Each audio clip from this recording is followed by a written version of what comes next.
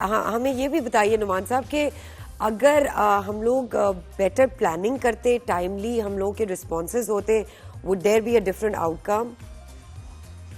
No जी, देखें ये बड़ा क्लियर है कि जब तक हिंदू देवता Narendra Modi incumbent government India में है, उनका स्टांस ही ये है। हाँ, कुछ लोग हमारे एनालिस्ट भी, कोई पॉलिटिकल एनालिस्ट और ये कहते रहे कि शायद इंडिया आ रहा था क्योंकि उनके जो फॉरेन मिनिस्टर भी आए थे रिसेंटली टू पाकिस्तान, जी। तो ऐसे लग रहा था कि इंडिया जो है ये अब आइस ब्रेक होगी और वो पाकिस्तान आ जाएगा।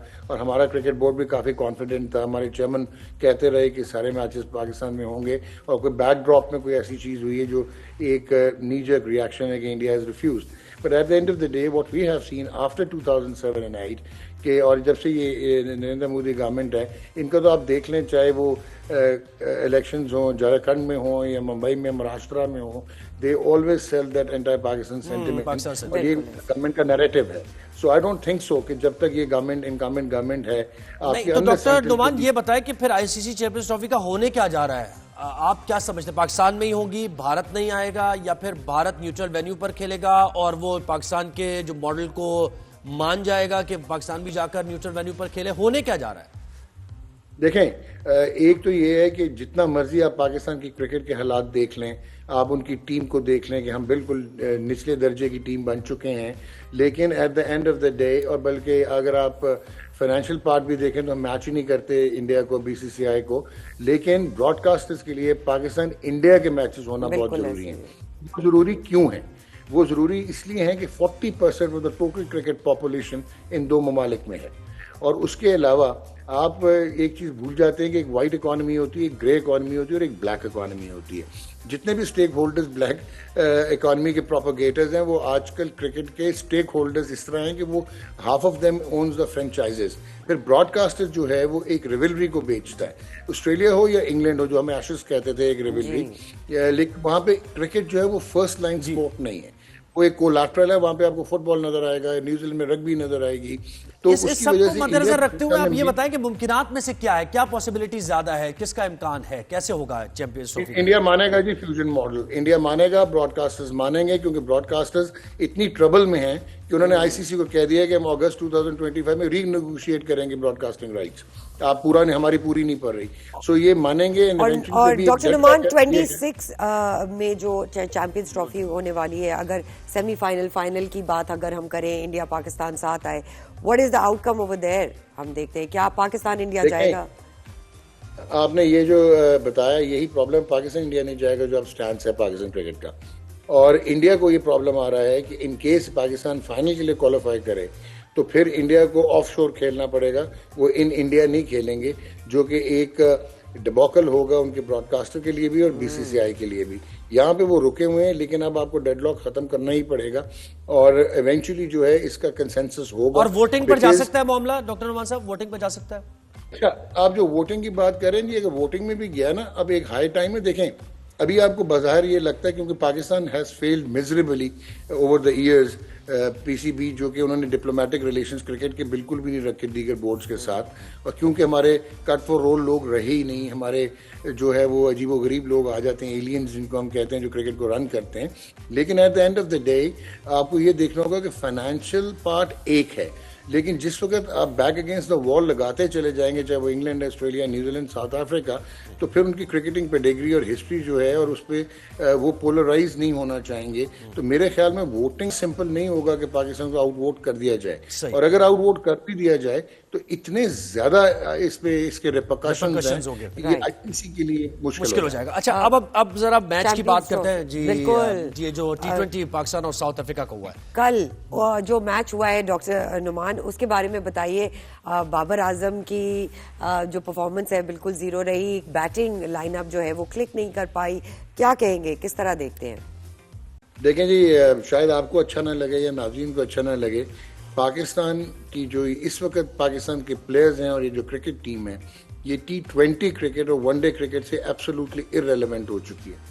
और जो आपकी T20 क्रिकेट है, जो एक पैशनेट क्रिकेट एंथुजियास्ट के लिए शुरू की गई थी, और ये शुरू की गई थी कमर्शियल एस्पेक्ट्स में एंटरटेनमेंट इंडस्ट्री के साथ मिला के, अब ये सीरियस हो गई और पिछले 2 साल में ये इतनी इवॉल्व हो गई है कि इसमें मल्टी डिसिप्लिनरी अप्रोच आ गई, इसमें सुपर फिटनेसेस हैं, इनोवेशंस हैं, बैटिंग मेथड बदल गया है, टेक्निक्स बदल गई हैं, पावर हिटिंग है, स्विच हिटिंग है, इसमें रैम शॉट्स हैं। और हमारे जो हैं जो प्लेयर जो हमारे पाथवेज हैं, जो हमारे यहाँ डोमेस्टिक क्रिकेट होती है, जो टीयर क्रिकेट होती है, ये प्लेयर्स उस तरह डेवलप नहीं हुए। ये जो बाबर आजम का भी आप प्रॉब्लम देखते हैं, मोहम्मद रिजवान का भी देखते हैं, आज से 2 साल पहले जो इनकी अप्रोच और मैथड था कि ये ओपन करते थे, ये बड़े सीजन प्लेयर हैं, बड़े आउटस्टैंडिंग गिफ्टेड प्लेयर्स हैं, तो ये क्या करते थे कि ये पहले पावर प्ले में अपने आप को रिस्टोर करते थे, उसके बाद ये मिडिल ओवर्स जो आते हैं 7 से 12 या 15, वहाँ पे जाके ये अपने आप को कंसोलिडेट करते थे और लास्ट बैट डीप करते थे। ये अब दकिया कॉन्सेप्ट हो गया है। अब it is all about scoring maximum run and maximising the ability. अब आप कल रिजवान ने 24 डॉट बॉल खेल दिए, जी, तो ये इररिलेवेंट है।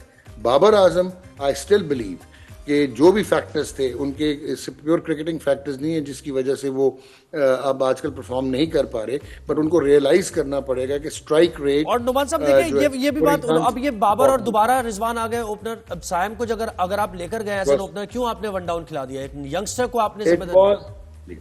It was an horrendous decision जी, क्योंकि साइम अयूब एक वाहिद प्लेयर आपको लग रहा है, क्योंकि आपने इतने आप इंटेलेक्चुअली डिसऑनेस्ट हैं कि आपने मुतक्का लगाया हुआ है फखर जमान के साथ।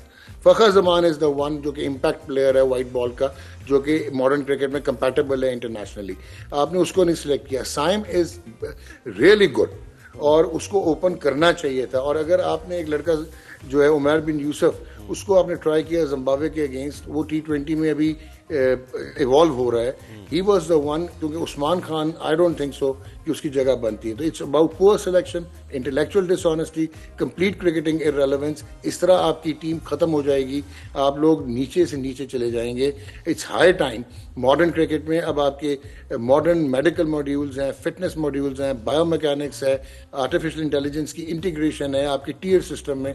जब तक आप वो प्लेयर्स प्रोड्यूस नहीं करेंगे, हम यही रोना रोते रहेंगे, ये कम्पीट नहीं कर पाएंगे, चाहे वो बाबर हो चाहे वो रिजवान। और जिस तरह बॉलिंग चेंज की उसको आप कैसे देखते हैं? क्योंकि देखे ना सुफियान मुकीम के हम नंबर्स देख रहे हैं, लास्ट ओवर में 53 रन उन्होंने 4 ओवर्स में दिए हैं और आखिरी ओवर में 3 छक्के भी उन्होंने खा लिए। एक मौके पर लग रहा था कि पाकिस्तान कंटेन कर लेगा 150 के अंदर अंदर, लेकिन मिलर ने जो इनिंग्स खेली है, पाकिस्तानी बॉलिंग और उनकी बैटिंग भी जरा उस पर बात कर लें। देखें, डेविड मिलर एक आउटस्टैंडिंग अस्टाउंडिंग बैट्समैन है। वो अब फर्स्ट क्लास क्रिकेट नहीं खेलता, वो वाइट बॉल का स्पेशलिस्ट है, लाइक ऑनरे क्लासन। और ये लोग जो हैं, ये मैंने अभी बात की थी मल्टी डिसिप्लिनरी अप्रोच, ये बेसबॉल की बेस रखते हैं और गोल्फर स्विंग रखते हैं और फिर इनोवेट करते हैं। और मिलर का डिफेंस भी बहुत आउटस्टैंडिंग है, वो स्पिनर्स को बेहतरीन खेलता है, हालांकि वेस्टर्न्स जो हैं वो इतना अच्छा नहीं खेलते। सो कल उसकी एक मतलब उससे एक्सपेक्टेड था कि वो इस तरह खेलेगा। कप्तानी में बहुत सारे मसाइल नजर आए। एक तो सुफियान मुकीम जितना मर्जी टैलेंटेड हो, he hasn't played first class cricket. ये सिर्फ आपने टैलेंट देखा, आपने पिक किया, आपने एकदम उसको इंड्यूस कर दिया बड़ी क्रिकेट में। Zimbabwe was not the team जहाँ से आप जज करते कि इसने 5 आउट कर दिए तो ये आपको एक मैच विनर मिल गया है, क्योंकि जो बड़ी टीम्स हैं वो बहुत आला खेलती हैं और वो रियल टाइम डाटा पे चलती हैं और वो मैचअप्स पे चलती हैं। तो सुफियान को आखिरी ओवर देना वाज अ डिजास्टर। और आपने क्योंकि जो लड़का है दूसरा आपका इब्रार अहमद, उसने बड़ी 3 आउट तो कर दिए, उसने आपको शुरू में ब्रेक थ्रूज भी दे दिए 3 आउट जब इनके अर्ली हो गए थे, लेकिन उसको भी शायद तीसरे ओवर में 3 छक्के मिलर ने लगाए। इब्रार इज द वन जो कि आप उसको कह सकते हैं कि वो है इस किस्म का बॉलर के बजाय उसको आप पावर प्ले में बॉलिंग कराएं, आप उसको बीच में मिडिल ओवर्स में कराते। लास्ट ओवर सुफियान का नहीं बनता था।